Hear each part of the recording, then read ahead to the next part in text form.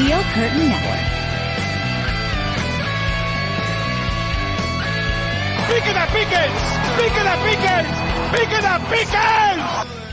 Pittsburgh Steeler fans, what's going on? This is Jeff Hartman, one of the three co-hosts of the Steelers Preview Podcast.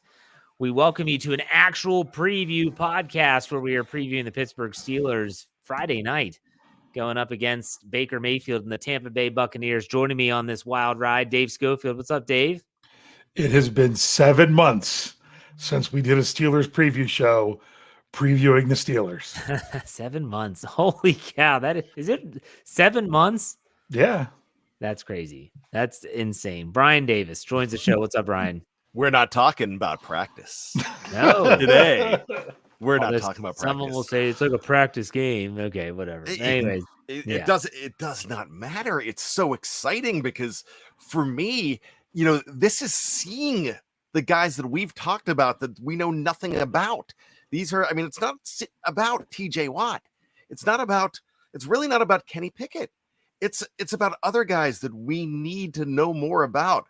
And we know who these guys, the 89th and 90th man on the roster are, because we talk about it here. So this is going to be really exciting to actually see how the soup is about to be made. All right, well, let's not put the cart before the horse. We are going to talk about what to expect, what we're looking for. I do want to remind everyone that's listening to this podcast, as a part of the preview, I do want to mention that this game is at 7 p.m. Eastern Standard Time. It is not nationally televised. This is a game that is only on NFL Plus. You can buy that like I do for 1 month. It's $6.99 for a month. And really? Yeah. I thought I saw a $4.99 special at one point. It got bumped up. They bumped it up to $7 a month. You think you pay for a whole year. That might have been a promotional for just a day or two. Yeah. I'm only paying for a month. I'm going to watch all the preseason. I'm going to cancel it. But you can do the same thing. And so you sign up for NFL Plus. You can watch all of them live. The NFL Network will show all of the games in their entirety at some point. But I think it's Friday morning for the Steelers. Which makes sense because there's 2 games tonight, Thursday night. There's a game at 7. Not Friday morning. Sorry, Saturday morning. Yeah, so like Friday. That would be a neat trick. I think there's 4 or 5 games on Friday. Yeah. And so they'll probably try to just run those through straight after. The Steelers don't have any primetime preseason games this year, which is interesting, which I'm fine with, actually, especially if they're on the NFL Network, because the NFL Network always cuts away, and that drives me nuts. So Wilson Pava, was he going? Yeah. Wow, nice. He's going to be in section 137, row B, right behind the Steelers bench. So freaking hyped. As a guy that used to go to preseason games in Washington, D.C., when the Redskins would host the Steelers almost every year, my brother's company would give him the Diego Dream seats, which are right on the field. It's really cool. Like, I don't care if it's a preseason game. There's some games Ben never even dressed, but you just see him there. It's just, how many times are you going to get that close to the field? It's pretty cool. But, all right, let's get this show on the road. Let's talk about the previewing of this game. I want to ask you individually, what do you view as success outside of injuries? Let's just get that out of the way. Like, we're talking about everyone. We want everyone to be healthy. We don't want anyone to suffer any type of serious injury. But let's talk about what you deem. Let's talk about offense first. How do you view offensive success across the board in an exhibition game? Dave, we'll start with you. Offensive success. You're a numbers guy. I figured you'd go. Oh, yeah. I mean, I kind of outlined some of this stuff for Stat Geek this morning. I laid out 10 numbers I want to see. And let's just say I wasn't overly ambitious, but I wasn't just one. I wanted it to be successful. When it really comes to the offense, I think it's about efficiency. It's about sustaining drives. I'd love to see some chunk plays in there, meaning plays that gain 15 yards or more. Not that it has to be every play, but at times where you can rip off some of those. And you want to have success in the red zone. So with the offense, it's really, I'd love to say putting up a bunch of points, but it's really about showing that showing consistency, even play in and play out throughout a drive. Good stuff. Bryan, what about you? Offensive success in week 1 of the NFL preseason, what does that look like to you? Each quarterback getting at least a touchdown or a scoring drive, putting together points. Now, when I say scoring drive, I don't want 5 field goals. I mean, you got to see at least 2 touchdowns in this game from the Steelers offense, at least 2. You'd like to see more, and you're going to see some scoring, but usually in these games, they start off pretty slow. Preseason games seem to start off with field goals and things like that, and more defensive stops. But you just don't want to see 3 and outs. You just really, and you want to look at individual players and say, okay, yeah, we've got something to work with. And like, oh no, oh yeah, boy, that guy's not good. And especially with the offensive line, you don't want to see a quarterback getting buried early. You don't want to see 2 yards in a cloud of dust.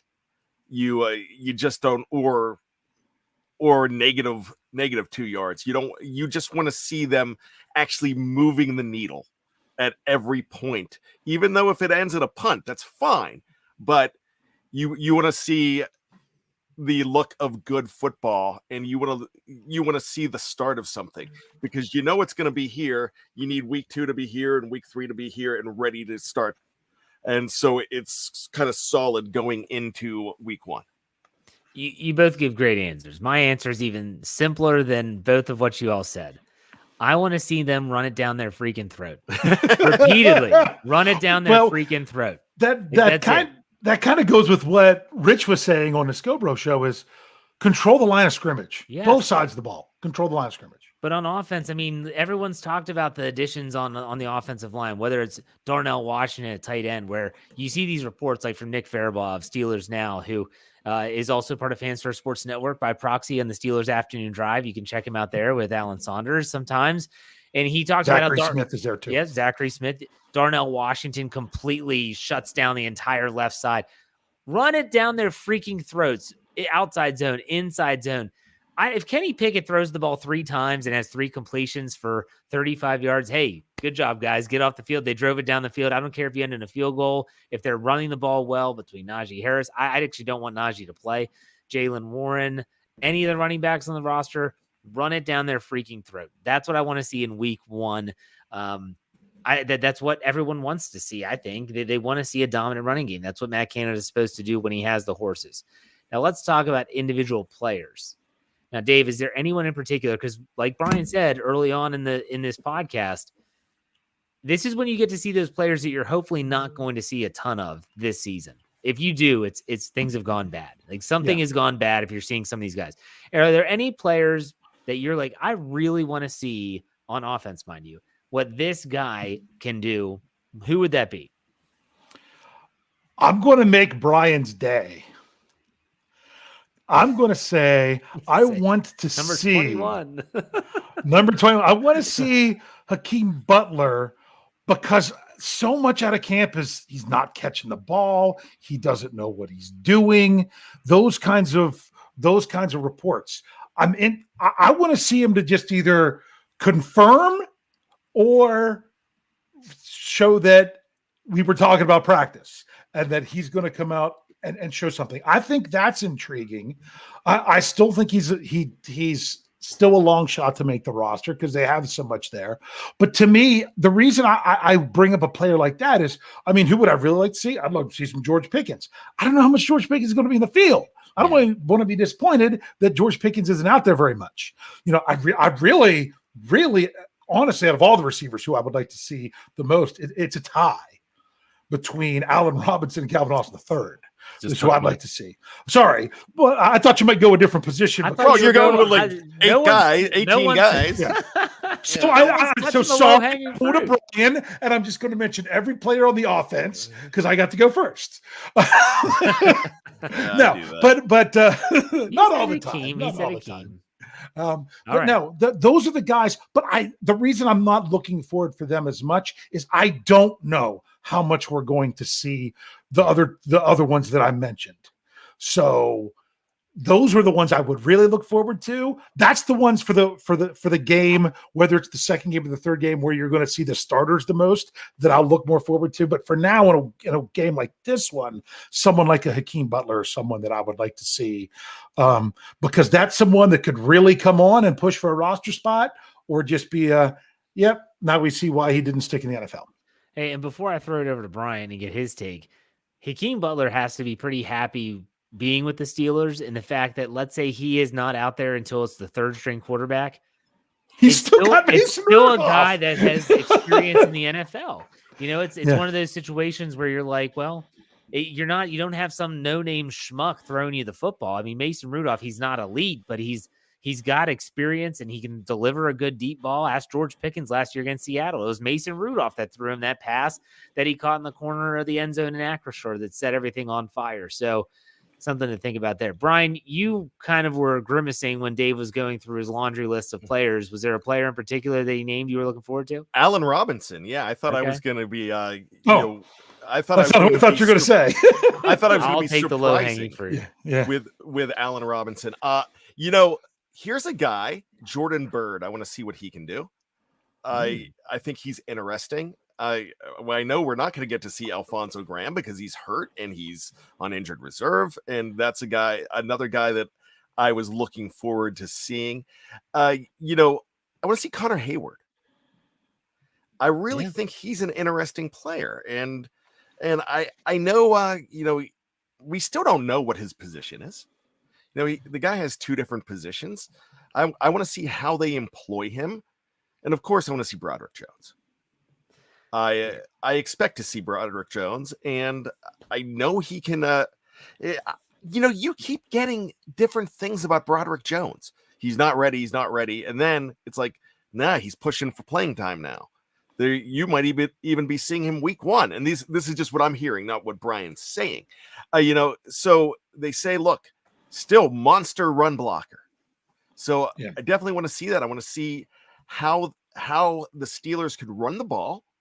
But I also want to see if he could pass protect, because that's where they say that he's might be a liability to start, not completely, but to start. So, I want to see these guys, and of course, I want to see Darnell Washington. I think everybody's enamored with this guy. Sorry, Jeff, he's naming everybody else. Doing the same thing. You make fun of Dave, and you do the same thing. I want to see this guy and this guy, and that's one guy. Like, one guy. Yeah, you're right, and I did that. And I'm sorry. I got in trouble for giving 3, and then Bryan gave 5. 3? You gave like 19. I said Butler. I said, well, I guess I threw Pickens in there, but I said that didn't count. Then I said Allen, and I said CA3. But go ahead, Jeff. I want to hear what Jeff has to say. Mine ties in with what I said was success on offense. I want to see them dogs. Like, I want to see the Georgia Bulldogs out there together. Let me see Darnell Washington next to Broderick Jones. Run the ball right behind him.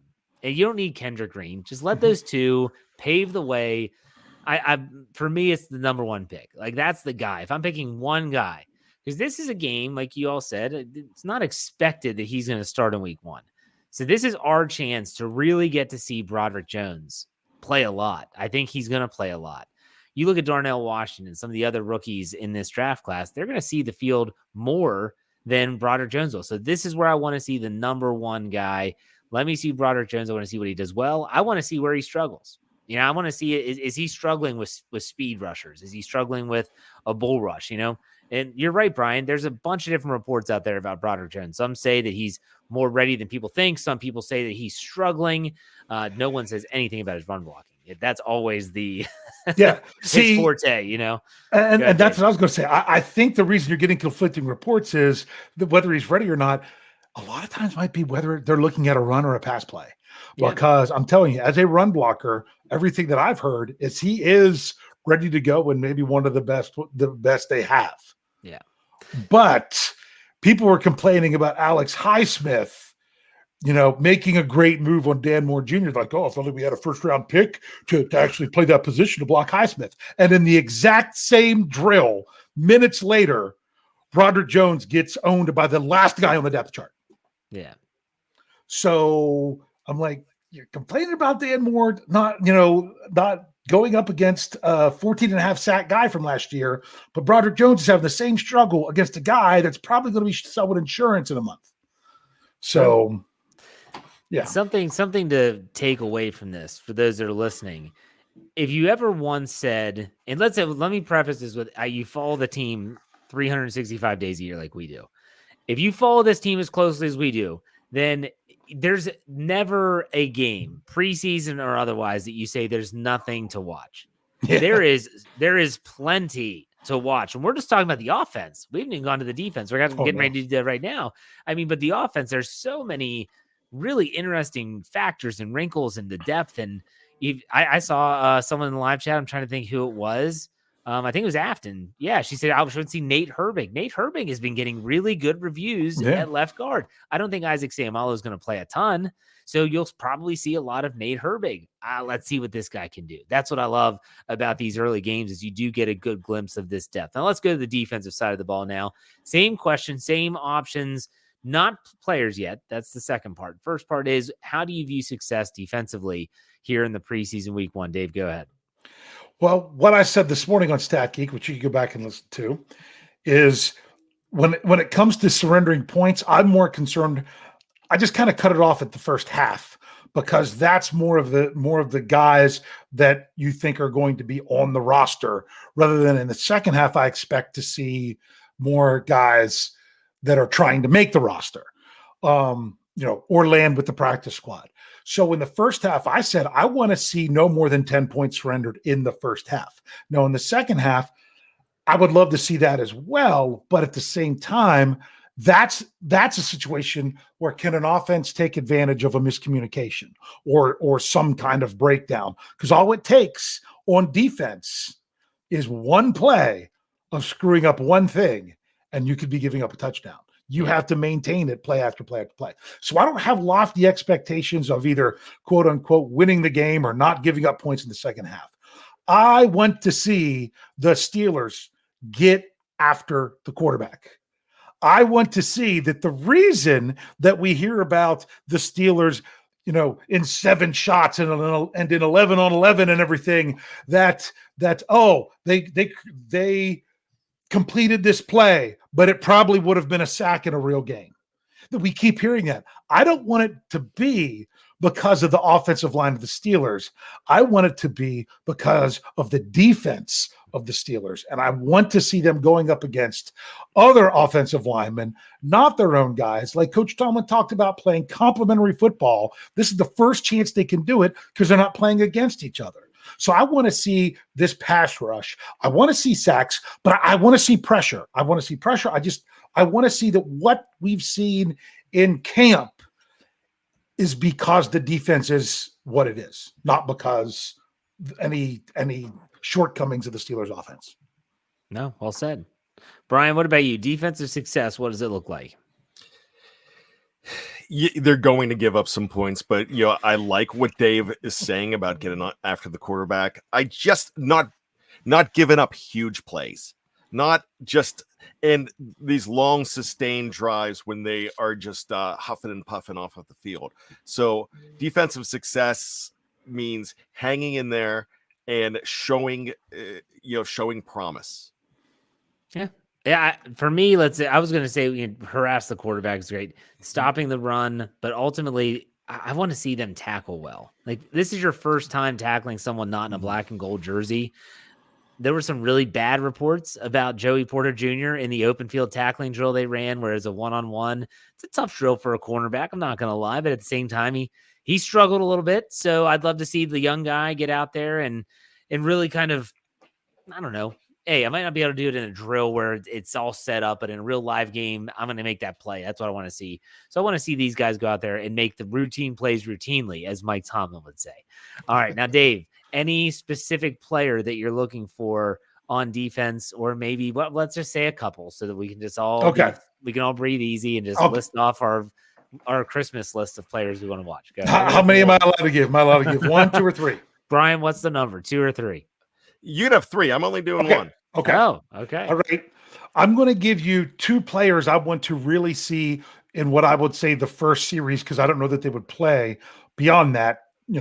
So looking at your starters, I want to see Alex Highsmith because of, he's just, the reports are he's just been a beast out there at camp. Off the new contract, off 14.5 sacks. I want to see him go out there and make some noise. Also, I want to see a healthy Larry O in that first unit. So that's the stuff I want to see first unit. When you're talking depth And as they go, give me some little Nicky. Give me the little brother. Give me Herbig. I want to see what he's going to do. I think he's going to get a lot of playing time. Yeah, hopefully. What about you, Brian? You only have one? Of course, I want to see Porter, but that's not the. I mean, that's not. I'm only giving you one. Keanu Benton. That's a good one. I'm in love with the dancing bear, Keanu Benton. And I really think that he could be special. I think all these guys could be special. The one guy I really want to see is Corey Trice, but he's going to be in a hoodie.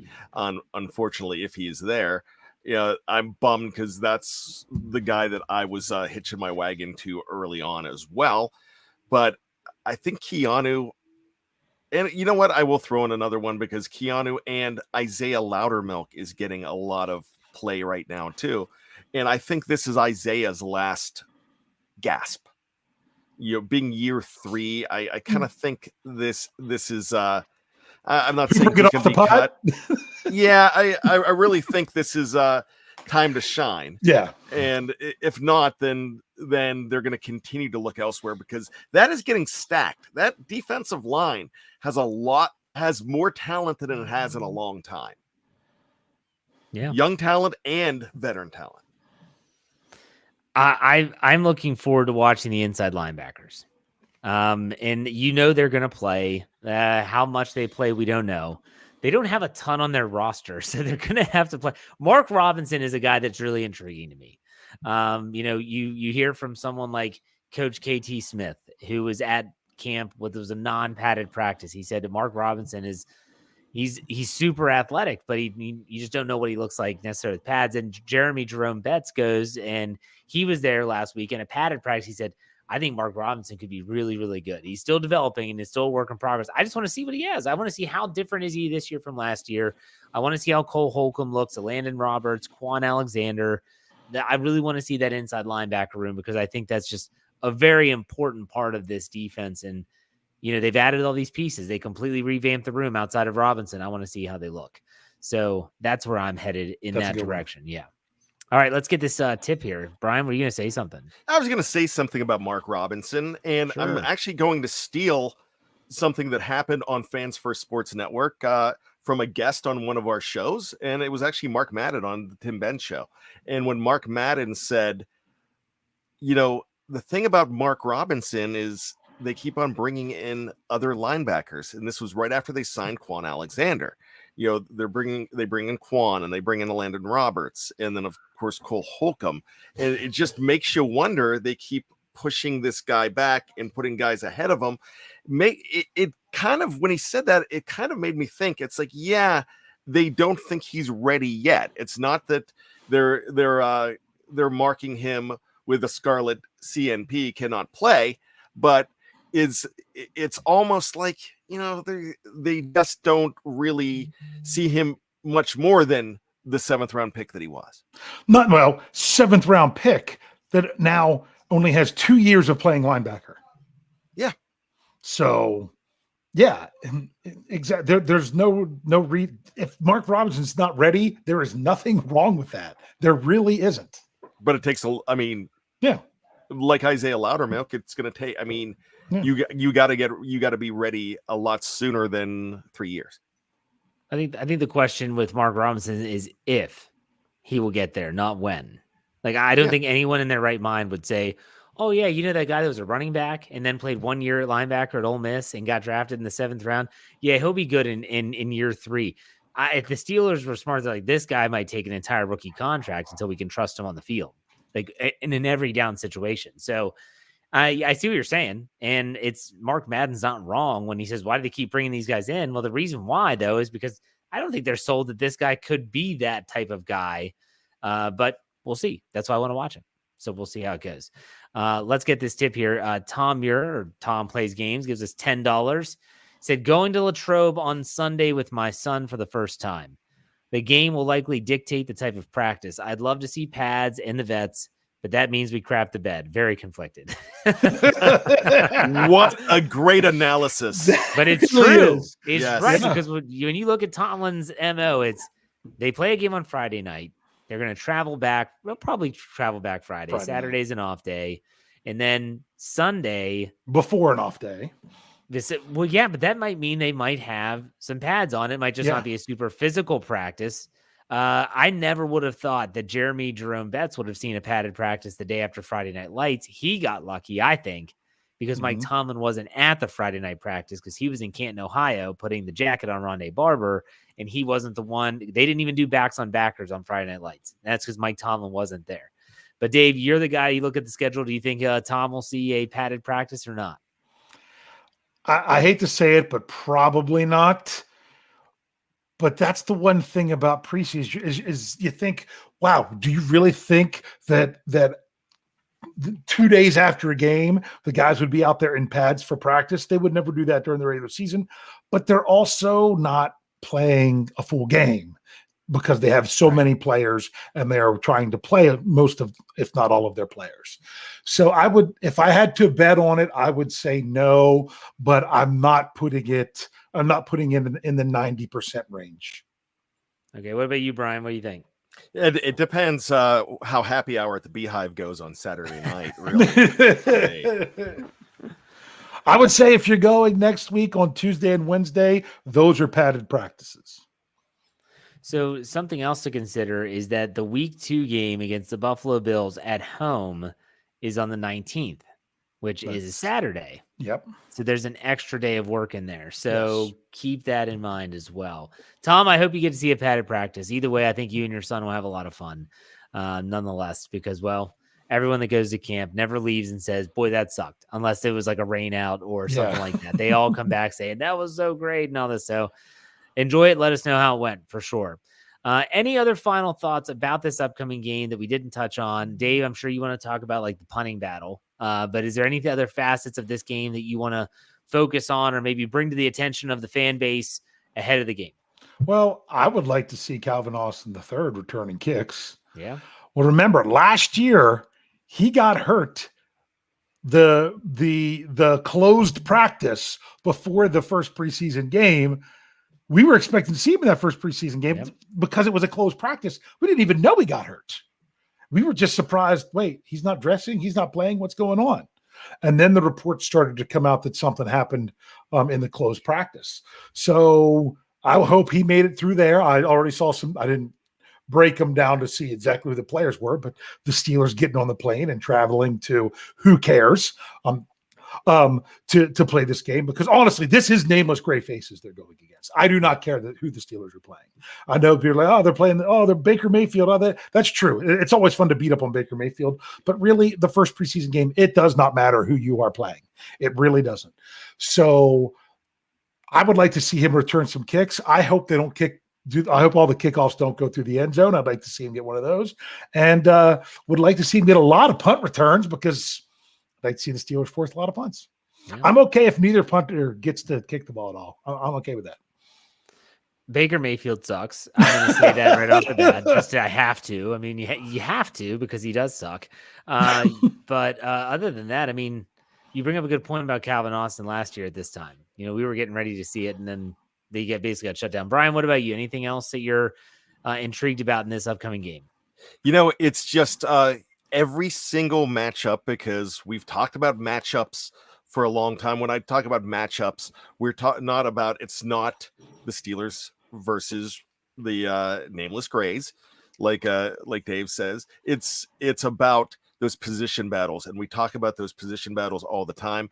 It's I'm going to use a Mike Tomlin term here. It's about the division of labor here, and I'd like to see how that is divided up. We talked about the guys. I listed the 7,000 guys that I want to see play, and so I will apologize to Dave for saying that, because that was a Bryan move, and I get it. No, I loved it. Yeah. So apologize to Jeff. You took all his answers. It's okay. Sorry. But I have 4 daughters. I'm used to it. I just. No, it's easy for me to say. I'm glad they're back, but we are so blessed to be in this position, because we have to know that number 74 is Spencer Anderson. You know what I mean? Or whatever his number is. We have to know who these guys are, and we're going to pay special attention to these guys because we've talked about them so long. Yeah. And if you don't know what their numbers are. Hold on. I'm going to get to it. So my biggest thing in the intrigue here is that the stupid streaming service doesn't have me 3 minutes behind live game. Like that's what really pisses me off. So fix it, NFL, and fix it, YouTube TV, before we get there. But two, if you're like me and you're watching the fourth quarter and you see a big hit and you're thinking, who the hell was that? We will have you covered, right, Dave? At the SteelCurtainNetwork.com. Dave will have the entire 90-minute offseason. So the by number. It will be by number. The number. So you don't have to try to look up the name. You're like, wait, who's number 62? That's a Waterboy reference, by the way. And it'll be by the number, so you don't have to try to do it by the name. Yeah. And then there are duplicate numbers. Like, for instance, is Anthony McFarland still 26? Yeah, he and is Quan Alexander have the same number. And Hakeem Butler is 21, and that's Trey Norwood. Yeah, something like that. Yeah. Interesting. So yeah, I don't have that memorized yet. I'm still working on it. Yeah, but we'll have that. That'll probably be the last article that runs before the open thread. So if you're wondering, like, okay, where is this? It should be right there. So all right, let's take a quick break. When we come back after this break, we're going to have trivia. We're going to outline a little bit of our coverage on SteelCurtainNetwork.com, as well as right here on our podcast platform as well. So we'll be right back after a word from our sponsors.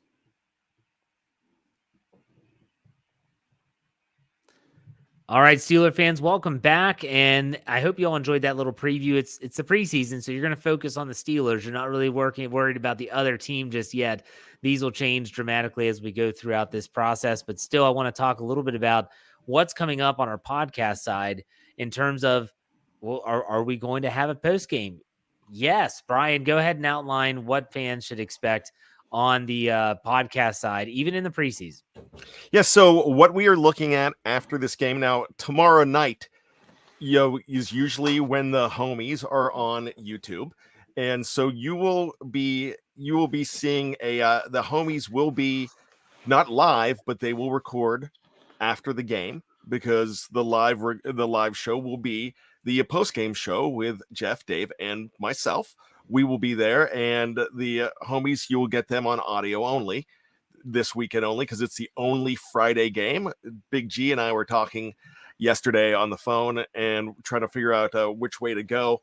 And I'm like, good news, this is the only Friday game we've got to deal with on this. So, but you will get them on audio only, so make sure you check that out. Will there be a Mike Tomlin press conference recap? I don't know, because I don't know if he does a post-game recap, a post-game press conference, because he did not do one every game last Sometimes time. He talks just as he comes off the field, but I don't know if it's as formal. They change it up so much. So yeah, I don't know. That's a good point, Bryan. But if there is one, we will have one. So this is going to be kind of business as usual, and we will be there after. We will be there after the game, probably about 15-20 minutes after the game, as we compose ourselves and, not really compose ourselves, just each one of us are running around with our hair on fire, because trying to get everything done. Jeff and Dave, even more on the editorial side, going crazy, and me trying to get the podcast stuff figured out. So with that being said, it's going to be, we're back, baby. We're back. Yeah. Absolutely.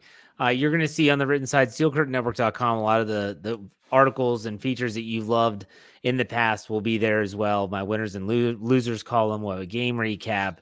The knee-jerk reactions from Big Bo Sko will be there. Dave will be handling any type of major injury news during the game. A lot of the basic stuff. It's not going to look too different, just going to be a different site. So check us out at SteelCurtainNetwork.com. And also, I do want to plug FansFirstSports.com. So if you're a sports fan, now, if you go to fansfirstsports.com, you are seeing actual content that lives there on the main page. It's not just a landing page like it was when we first launched. So go check it out. You'll see a lot of Coach Kevin Smith's content. I have some articles that are out there. As we continue to add writers and add content, you'll see more and more names underneath those bylines. So make sure you go check out fansfirstsports.com. So, all right, there you go. There's the plug. Dave, anything to add to any of that? Sounds good to me. The best color man in the league for nothing, folks. All right, Bryan, do you have trivia tonight? Wait, Whoa! What? I know it's the preseason. What, you want predictions? No, well, No. other predict. Well, no, well, we did. We could do predictions. We don't get over under for the preseason. Oh my gosh, it's so difficult because it's not so much like. All right, let's do this. It's okay. No. We don't have to, Jeff. No. We don't have to. No. Are you keeping score, Brian, this year again? Yeah, I am. I'm definitely going to keep season? score, but for the regular season. Yeah, okay. I could. If I didn't even expect. I could highlight some of my numbers from this morning, and you guys could give me over under with them. I could just pick a few of them if you want to do that. I can rattle off over under numbers right now if you want. That's fine. I mean, I'm just saying. Don't give us 3, Jeff. Just to get us back. This is our practice too. This is us getting ready for the regular season. I don't need to practice over under. I suck at it. I'm terrible. So I mean, why do I need to practice? Didn't you win last year? Yeah, I think I did. He messed up so many times. That's been we literally have the gaming commission was notified, and we're looking. Yeah, I went back and checked. No, I was the one. I actually went back and listened. You guys challenged because. All right. Anyways, here we go. First one: Pittsburgh Steelers points scored over under 23.5. You listened to my show this morning. Actually, I haven't yet. I have not yet because I was traveling. I have. That's right. Yeah, you just got back. My wife is a very patient woman, but she won't let me listen to Steelers podcast in the car. So 23.5 over under. Steelers points. Dave, what do you got? Me? You know what mine was for my show this morning? I haven't listened yet, so I don't know. 24. I wanted 24 points. So at 23.5, I've got to go over. All right, Brian? Slightly under. I'm going to go under as well. Let's go Steelers interceptions. They scored 30-some their first week last year, just so you know. I believe it. Steelers interceptions, that's quarterbacks or any player, I guess, if they run a halfback pass or anything. Defensive interceptions? No. These are offensive turnovers. Throwing interceptions. I have that line set at 1.5. Dave. Oh, I'm under there, baby. Brian. 1. So under. I think it's under as well. Mason Rudolph, I mean, he is playing, so there's a good chance. All right, and let's go with defensive sacks. Defensive sacks, that's what Dave wants to talk about, right? He wants to see pressure on the quarterback. I'm going to go with over-under at 3.5. Dave, what do you think? Well, on my Stat Geek this morning, which Captain Underpants already chimed in because I talked about how preseason records are basically the exact opposite of teams when it comes to teams making the playoffs or not. You got to go back and check that out. That was his question. That was his question. I said I wanted to see at least 3, and I was really ambitious saying I really wanted to see 5, but that was tough. So I'm actually at 3.5. I'm going to go over. Over. What about you, Brian? Under. I'm thinking 2. Over. They're going to go. I bet they have 5. Quincy Roche is going to have a 2-star skipper preseason. Get ready for it. I'm ready. I'm telling you. Yeah. Quincy Roche. It's going to be 2-star skipper 2.0, and everyone's going to freak out when he gets cut. Yeah. So, all right. There you go. That's good enough. Yeah. I literally just did that off the top of my head, and I have not listened to your podcast yet. Okay. Let's go. Do you both have trivia? I do. Yeah. All mine's short, though, too. All right, Brian, go ahead. All right. Let's go back to 1994. The Pittsburgh Steelers were seeking a high-profile wide receiver at the time. It was a bigger name than how good he was, but he was on a very good team, and everybody thought they were going to get this certain player. They did not. The Tampa Bay Buccaneers instead signed him to a free agent contract and regretted it like crazy. Who was that? Wait, when did you say this was? 94? 1994. Gosh, that was in like my fanhood's infancy. I would have been fall of 94. I'd have been a junior in high school. So Tampa Bay, that was slightly before everything with. Yeah, that was about 4 years before all the stuff with Joey Galloway. I have no clue.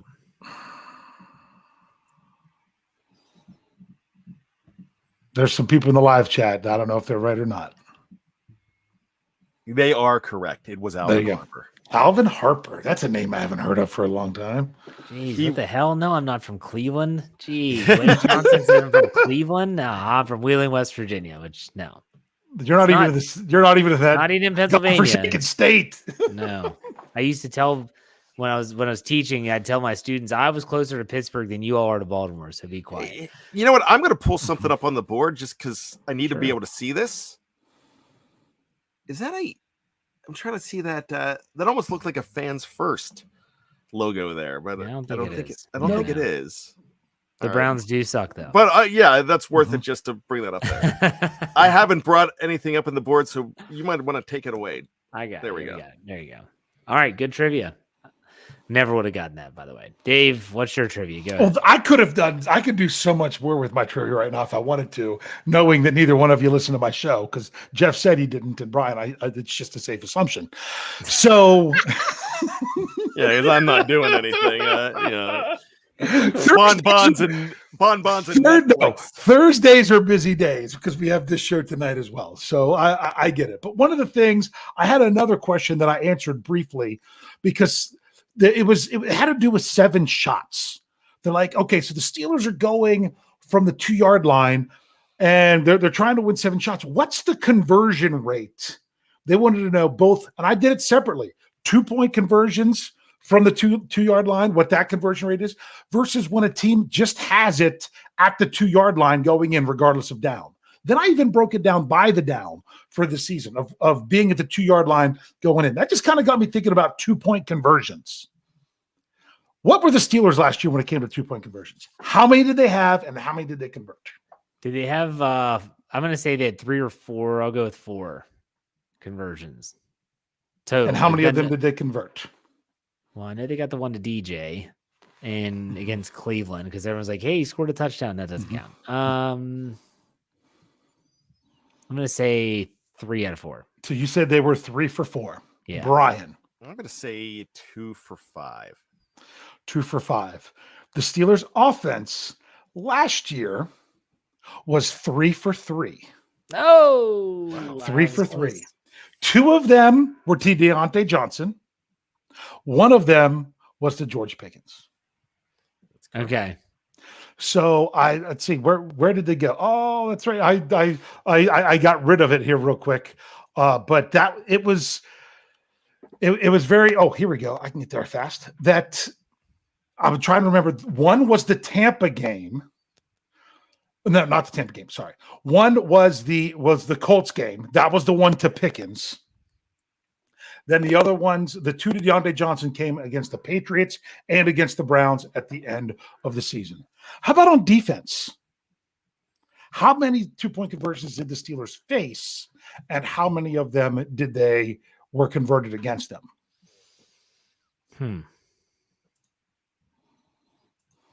I think maybe like 1 or 2, and I don't think anyone converted. I'm going to go 2 for. Go ahead, Brian. I'm going to go 2 for 5 again. You love 2 for 5, don't you? Yeah. Okay, the Steelers only had to defend 2 2-point conversions last year. They did give up 1, and they stopped 1. So the one that they stopped was against the Buccaneers with just over 4.5 minutes left in the game that would have tied the game. They stopped them for the 2-point conversion. Last play, Tom Brady ever ran against the Pittsburgh Steelers was a failed 2-point conversion after they scored a touchdown. And then the Steelers offense held the ball for the rest of the game, if you remember that one. Yeah. The other one was actually in week 1 for the Bengals to bring the game back to make it 17-14. It would have been 13, but if they kicked the extra point, they went for 2, which they didn't really have. They didn't have a long snapper. Got the 2-point conversion. The Steelers kicked the field goal to go up 6, and then when they scored at the end, you thought, oh no, 1 point down, and yeah. How about the year before, Ben Roethlisberger's last year? How many 2-point conversions do you think the Steelers went for in 2021, and how many they got? I'm going to say they went for it 6 times, and they were successful twice. 2 for 6. 4 of 7. Brian, you're killing me. Why did you deviate? I was setting you up for Two for five. They were 2 for 5. I was right with the conversions. I got the conversions right. Yeah, they were 2 for 5. They were, if you look at them, they were unsuccessful. Like in the Vikings game, they were unsuccessful early in the fourth quarter. Then they were successful late in the fourth quarter. So if they had just kicked both extra points, it'd have been the same thing. If you remember that crazy game, remember they converted one to Pat Freiermuth inside of 2.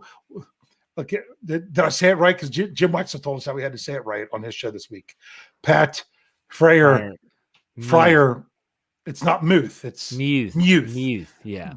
Like more like the Greek letter. So when you're at Acrisure Stadium, you have to yell Muth. Muth. I always thought it was Muth.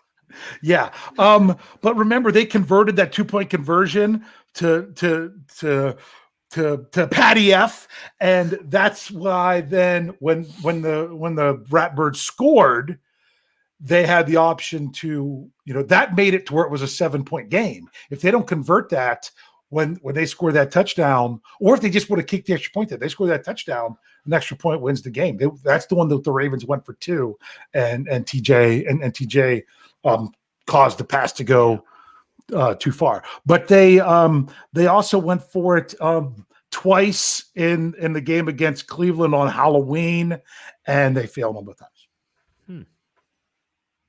Remember, why did they go for it twice? Because Boswell got hurt. Because Boswell got hurt. I forgot about that. Yeah. So just thought I'd just a little scroll down memory lane with the 2-point conversion since I was looking it up. All right. Well, let's do some final thoughts. Brian, we'll let you go first.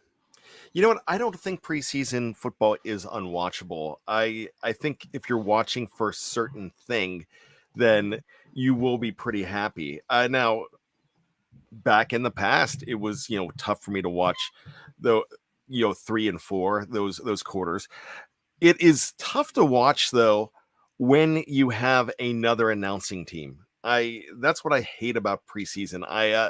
Because you will be missing, especially NFL Network, you will be missing some plays because somebody is interviewing a person wearing a hoodie and a bucket hat, unless you're on the Denver Broncos and you have bucket hats banned by Sean Payton this year. As he called them, Gilligan hats. Gilligan hats. Yeah.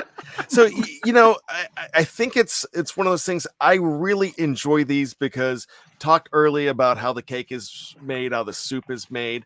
It's really neat to see how this all sets up. And this is the culmination of everything that we've been talking about for pretty much 7 months, whether it was free agency, whether it was the draft, whether it was picking up, whether it was a trade or picking up Quan Alexander in free agency. So, I mean, whether it was something like that, we've been watching all along, and now here it is. So it's here. Football is back. You might be saying, it's not real football. Yeah, it's real football, especially to these guys out there playing. It was real football last year when Kenny Pickett hit Tyler Vaughns to end that game at Acrisure. I tell you what, probably I've been watching preseason football for 45 years, and that was probably my favorite game ever and probably the most memorable game, maybe because it was Kenny Pickett, and not very often is a preseason game won with a touchdown in the last seconds. So it could be exciting. Yeah. Dave, final thoughts. Yeah, every time you say, you had to bring it back. You had to bring back Tyler Vaughns because every time you say that name, the same phrase pops into my head. I go, Billy Madison. Oh, Veronica Vaughn. So hot. I think of Major League with Wild Thing Vaughn. Oh, Ricky gotcha. Vaughn. Yeah. Forget about the curveball, Ricky. Give him the heater. You may be a good pitcher, but you aren't much of a dresser. We wear caps and sleeves here, son. We can go on and on and on. Yeah. Lou Brown was only 49 in that movie. Shut up. Are you serious? Yeah, he was only 49. Starting to come together, Pepper. They're starting to come together. And I know what some people would say. Oh, this is what we get in the preseason for the preview. No, I will say this because Bryan was probably referring to the comment in there about how someone said that preseason football is unwatchable. I will tell you this: preseason football of a team you don't follow, I can agree with that. Yeah, for sure. I have no reason to turn on a preseason game right now other than to make sure that my NFL Plus is working for tomorrow night, which I did look up the schedule. And some people saying, oh, the Steelers are on. According to NFL Network, their schedule is that they're going to have Green Bay and Cincinnati. But the Steelers replay is at 7 a.m. on Saturday morning. Just want to know. So set your DVRs, or you can get your free 7-day trial of NFL Plus just for this week. But to me, if it's a team that you're following intently and you know the names of these players the whole way down the roster, this is exciting football. I could even say the sacrilege that I would much rather watch a Steelers preseason game than any college football game. But that's just me because of how closely I follow this team. So I want to see the Steelers come out and give a good showing. The Steelers did this last year as well. They had a great showing in week 1 of the preseason and then kind of fell off, even though they won both games, didn't have the same thing for the next 2 weeks. So I want the Steelers to come out and give us that big start. But I also want to realize that this is a marathon and not a sprint. And yeah, we'll come back and we'll talk about this game and we'll break it down. But really, it's all about building on the next one and the next one to get to the game that, if you guys obviously didn't hear this on my show this morning, I'm plugging it again. We are exactly 1 month away from the Steelers Week 1 game. It is on September 10th. Today is August 10th. Then the real deal is going to be starting. There's 1 month to prepare. It starts tomorrow night. Go Steelers. There you go. Brick by brick. Wilson Pava gives us $4.99. Said, what non-starter autograph would y'all try to get? Who's our next Mike Hilton-esque surprise star? Can't wait to spend another season with all of y'all. So Wilson's going to be there. That's probably why he's asking. So who would be that guy? Non-starter autograph. Bryan, who do you have? Wow, I wasn't ready for this. I'm going to say Chandon Sullivan. Okay. Or Shandon. I'm sorry, Shandon. I'm going to break it into 2 categories. I'm going to give a Dave answer, and I'm going to say somebody new to the Steelers this year. I'll go Braden Fehoko or Brendan. I can always mix up his first name. That would be a good non-starter. But to me, if you want someone who's been with the Steelers for a while, because you feel familiar with them, go James Pierre. Okay. Non-starter. Well, obviously any rookie. I mean, if you see a rookie and he's Broderick Jones, like get Broderick Jones autograph if you see him. I'm Joey Porter Jr. if he's over by there, and you think he might be a starter? No, you got to be careful, because when we were at Family Fest, which was basically a training camp practice at Heinz Field at the time, when Violet was a kid, who was right there and people were almost got an autograph for, was one Colin Holba. Oh, yeah. Well, my gosh. Be careful saying any rookie. That just shows why you should get it, because Colin Hall is a freaking legend. Yeah. All right. He's the greatest 6th-round pick in Steelers history. I'll take that to my grave. Yeah. All right. Good show, everyone. And if people believe that, please understand that's deadpan sarcasm. Not Greg Lloyd, not Antonio Brown. No. Colin Hall. Yeah. From Louisville. Colin Holba, long snapper. Look him up. He's a legend. All right, Dave, why don't Retired. you send it? Retired. Yeah. Why don't you send us out like we always do? Hey, we'll see you after the game on Friday. Take it easy.